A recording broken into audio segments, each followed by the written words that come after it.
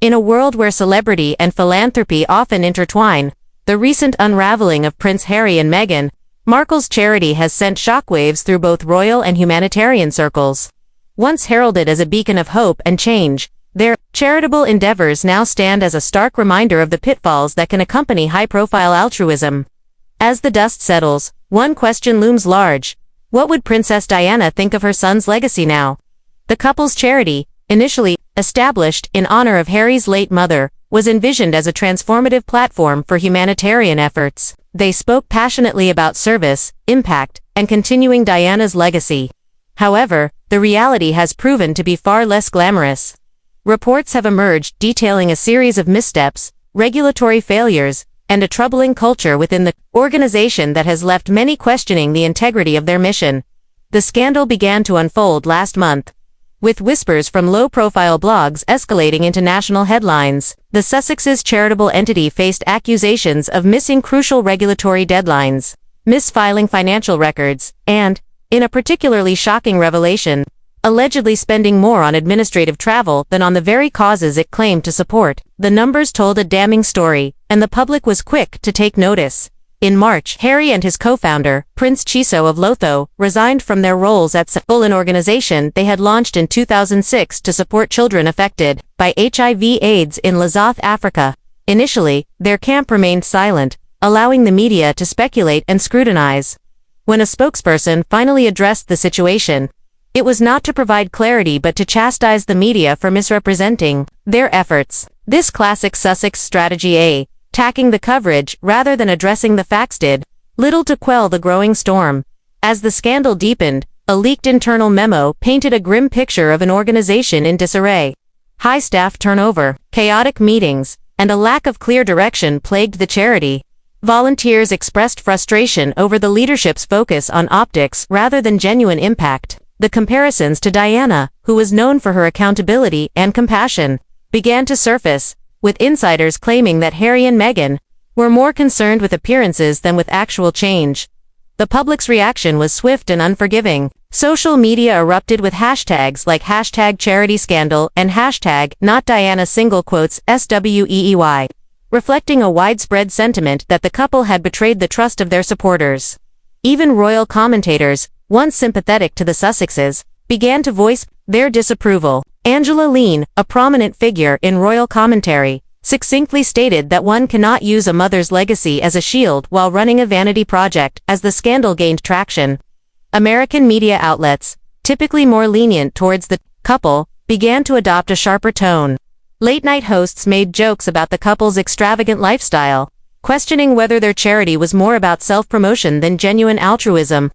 Defenders of the Sussexes attempted to downplay the situation, arguing that all young charities face challenges. However, watchdog groups revealed that the issues at hand were not mere growing pains but indicative of systemic dysfunction.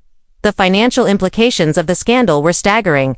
Regulatory filings revealed a stark contrast between the donations received and the actual funds allocated to charitable projects. While the couple enjoyed a surge of donations during their initial years, a significant portion of those funds was consumed by operational costs, consultancy fees, and luxury travel.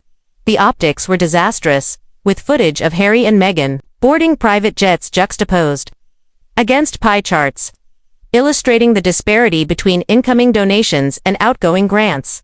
Furious donors expressed their disillusionment, feeling deceived by the couple's promises of real change. Harry's anger, however, seemed misdirected. Sources indicated that he was more upset about the leaks than the mismanagement itself. Meanwhile, Meghan reportedly felt heartbroken, perceiving the situation as a concerted effort to undermine their credibility. Yet, insiders noted that she was also advocating for a rebranding of the charity, a move critics viewed as a superficial attempt to distract from the underlying issues. The California Department of Justice labeled their Archwell Foundation as delinquent, further complicating matters. The backlash was relentless, and the couple's attempts at damage control only seemed to exacerbate the situation. A new press release, filled with lofty language but devoid of concrete answers, failed to address the missing funds or regulatory failures.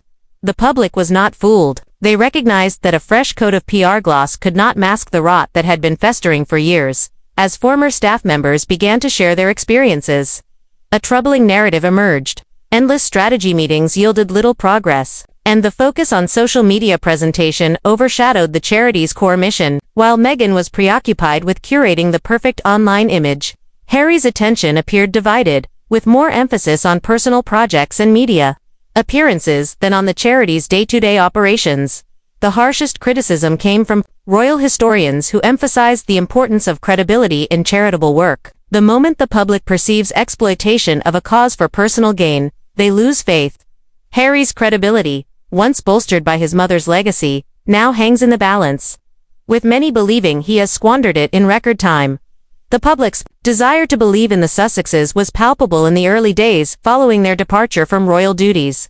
There was hope that they could redefine philanthropy and prove that meaningful change could be achieved outside traditional royal frameworks. However, instead of building a solid foundation, they seemed to prioritize buzz over substance.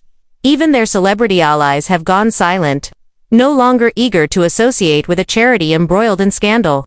A particularly scathing op-ed in a Canadian newspaper accused the couple of using social justice language as a branding tool, cashing in on goodwill while failing to deliver on their promises. Donors are not just seeking transparency, they are demanding accountability, with some hinting at potential legal action to recover funds if mismanagement is proven. The UK's Charity Commission has reportedly taken an interest in the situation, with the possibility of a formal inquiry looming. If that occurs, Harry and Meghan may be compelled to provide extensive documentation, revealing the true extent of the charity's operations.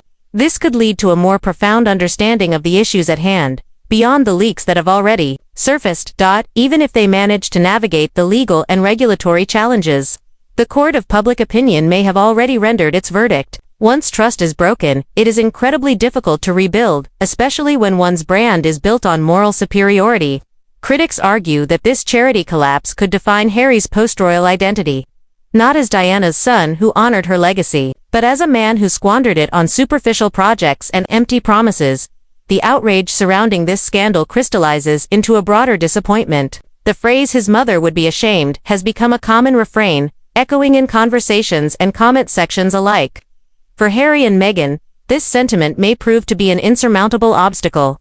The challenge of rebuilding their reputation is compounded by the fact that their entire brand relies on being perceived as different from the establishment they left behind. The reality is stark. The Sussex charity collapse has not only knocked them off their pedestal, but shattered it entirely. If they wish to salvage any semblance of credibility, it will require more than another Netflix special or glossy magazine cover. Genuine accountability, transparency, and a commitment to rectifying past mistakes are essential. However, judging by their handling of the situation thus far, such humility seems like a distant hope.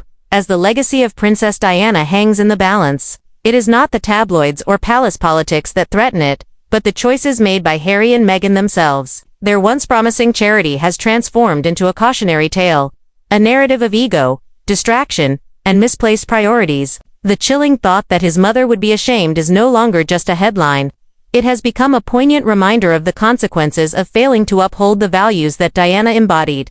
In conclusion, the fall of Harry and Meghan's charity serves as a stark warning about the complexities of celebrity philanthropy. The public's desire for authenticity and accountability is unwavering, and when that trust is broken, the repercussions can be severe. As they navigate the aftermath of this scandal, the couple must confront the reality that their actions have consequences, and the path to redemption will require more than just words. It will demand genuine commitment to the causes they once championed. The question remains, can they rise from the ashes of this cautionary tale, or will they forever be remembered as the couple who squandered a legacy? Only time will tell.